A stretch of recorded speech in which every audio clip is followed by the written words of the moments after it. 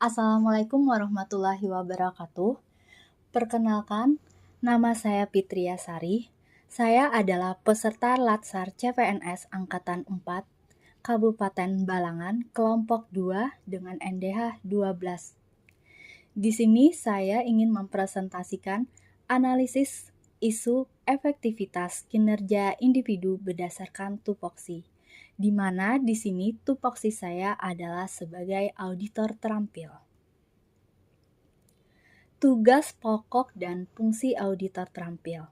Berdasarkan Peraturan Menteri Pendayagunaan Aparatur Negara dan Reformasi Birokrasi Republik Indonesia Nomor 48 Tahun 2022, auditor dalam jabatan fungsional bertugas melakukan pengawasan intern melalui kegiatan perencanaan, pengorganisasian, pelaksanaan teknis, pengendalian, dan evaluasi. Auditor terampil memiliki ruang lingkup tugas dan fungsi sebagai berikut. 1. Menginventarisasi bahan atau data dalam penyusunan rencana strategis pengawasan intern, penyusunan rencana pengawasan tahunan, penyusunan substansi teknis dalam peraturan atau pedoman pengawasan intern, atau penyusunan kebijakan pengawasan intern.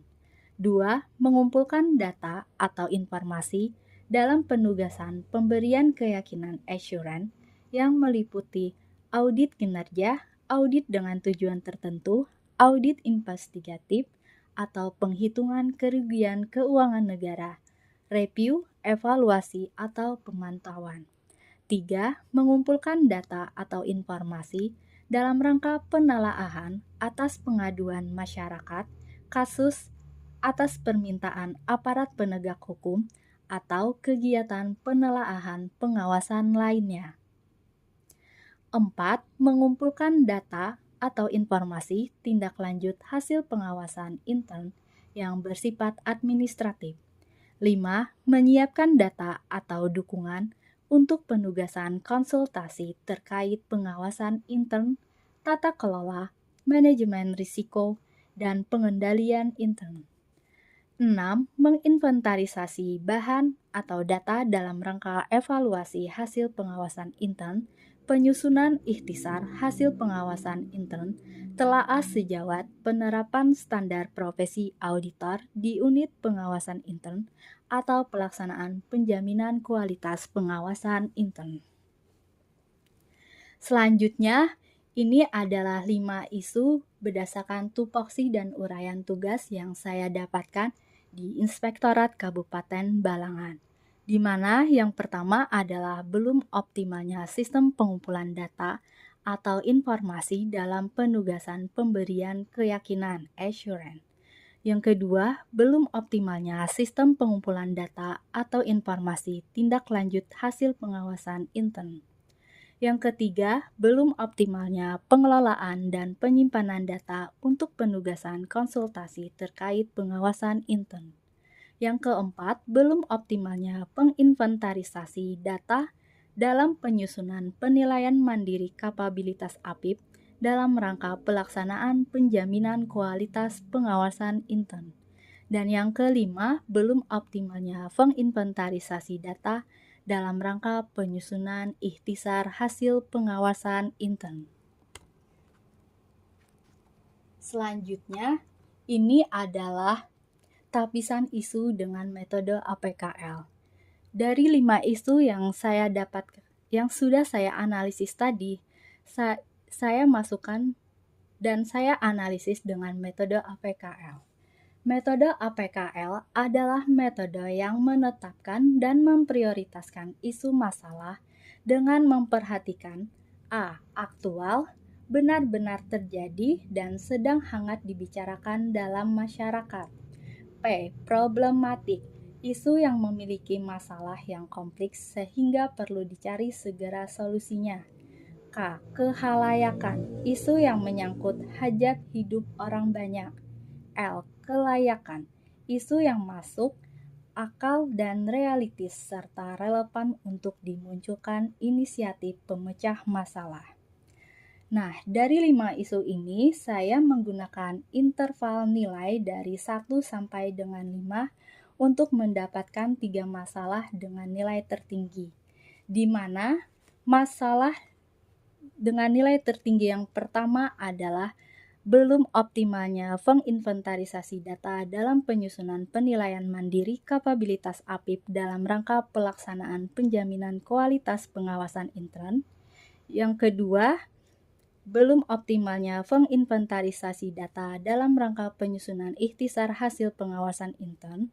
Dan yang ketiga, belum optimalnya pengelolaan dan penyimpanan data untuk penugasan konsultasi terkait pengawasan intern. Selanjutnya, ini adalah analisis isu dengan metode USG. Jadi setelah saya menganalisis menggunakan metode APKL, saya mendapatkan 3 isu dengan nilai tertinggi. Selanjutnya saya memasukkan 3 isu tersebut ke metode USG.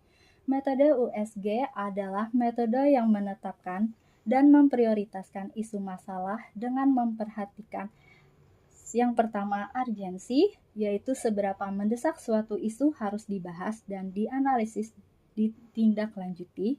Seriousness, yaitu seberapa serius suatu isu harus dibahas. Dan growth, seberapa besar kemungkinan isu tersebut jika tidak ditindaklanjuti. Dari metode USG ini, saya mendapatkan satu masalah dengan skor tertinggi, yaitu dapat yang dimana masalah tersebut dapat dijadikan sebagai masalah utama. Di sini yang mendapatkan skor tertinggi adalah isu terkait belum optimalnya penginventarisasi data dalam penyusunan penilaian mandiri kapabilitas APIP dalam rangka pelaksanaan penjaminan kualitas pengawasan intern. Selanjutnya, ini adalah analisis masalah dengan fishbone. Jadi, setelah saya mendapatkan masalah utama dengan nilai tertinggi dengan menggunakan USG tadi, di sini saya mencari akar-akar masalah penyebab belum optimalnya penginventarisasi data dalam penyusunan penilaian mandiri kapabilitas APIP dalam rangka pelaksanaan penjaminan kualitas pengawasan intern, antara lain yang pertama adalah yaitu dengan banyaknya tugas pengawasan yang tidak berimbang dengan SDM yang tersedia di Inspektorat Kabupaten Balangan, sehingga menyebabkan kesulitan dalam melakukan inventarisasi dan pengumpulan data untuk penyusunan penilaian mandiri kapabilitas APIP. Yang kedua, method, yaitu belum optimalnya analisis standarisasi data yang perlu dikumpulkan saat penilaian mandiri kapabilitas APIP. Ketiga, material, yaitu kurangnya data hasil pengawasan sehingga menghambat dalam penyusunan penilaian mandiri kapabilitas APIP. Dan yang terakhir, machine, belum optimalnya digitalisasi dokumen sehingga membuat pengumpulan dan inventarisasi data untuk penyusunan mandiri kapabilitas APIP terhambat. Nah, ini adalah alternatif pemecahan masalah utama yang sudah saya tentukan tadi, yaitu belum optimalnya penginventarisasi data dalam penyusunan penilaian mandiri kapabilitas APIP dalam rangka pelaksanaan penjaminan kualitas pengawasan intern. Di mana di sini saya menentukan alternatif pemecah masalah.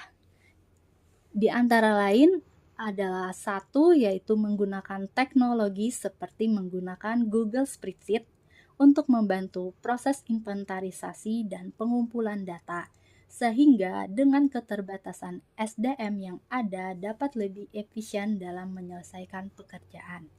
Yang kedua, membuat POM list yang bisa diakses secara online oleh semua pegawai APIP yang berisi standarisasi terkait dokumen yang harus dikumpulkan.